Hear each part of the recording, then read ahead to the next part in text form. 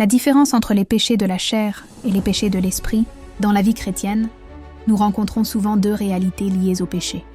Les péchés de la chair et les péchés de l'esprit. Comprendre leur différence est essentiel pour avancer dans la foi et grandir en sainteté. Qu'est-ce que les péchés de la chair?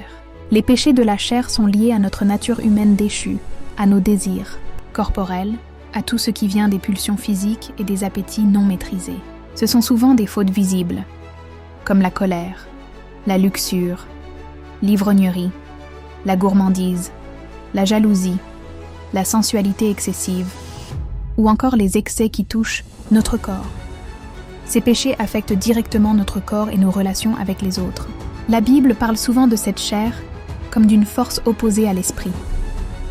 Paul écrit dans Galates 5, 19, 21 une liste claire des œuvres de la chair, parmi lesquelles se trouvent l'impudicité, l'impureté, la haine, la discorde, les jalousies, les rivalités et bien d'autres. Et les péchés de l'esprit alors? Les péchés de l'esprit sont plus subtils, souvent invisibles aux yeux des hommes, mais pas à ceux de Dieu. Ils touchent à notre cœur, nos pensées, nos attitudes intérieures, notre relation avec Dieu. Ce sont des péchés d'orgueil, d'envie, de médisance, de manque de foi, de dureté de cœur, d'hypocrisie, de refus de la vérité ou de rébellion contre Dieu. Ces péchés de l'esprit sont parfois plus dangereux, car ils s'enracinent dans notre identité spirituelle. Ils peuvent paralyser notre croissance, obscurcir notre conscience et éloigner notre communion avec Dieu. Pourquoi faire cette distinction? Parce que pour combattre le péché, il faut comprendre sa racine.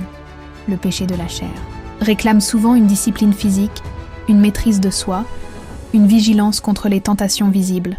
Le péché de l'esprit demande un travail intérieur, une repentance profonde, une transformation du cœur et de l'esprit.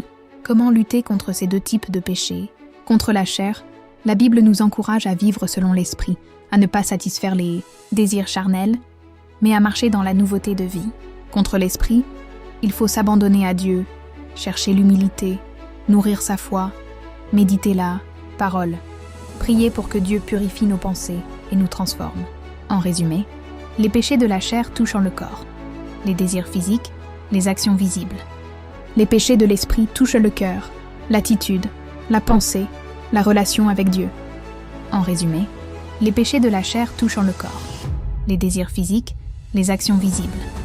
Les péchés de l'esprit touchent le cœur, l'attitude, la pensée, la relation avec Dieu. Dieu veut que nous soyons saints de l'intérieur comme de l'extérieur, qu'il renouvelle notre esprit et transforme aussi notre chair. Car c'est dans cette union entre esprit et corps que se manifeste une vie chrétienne authentique. N'oublie pas de liker pour nous encourager. Abonne-toi à la chaîne Lumière de Jérusalem pour ne rien manquer des prochaines vidéos. Merci pour ton soutien. Que Dieu te bénisse abondamment.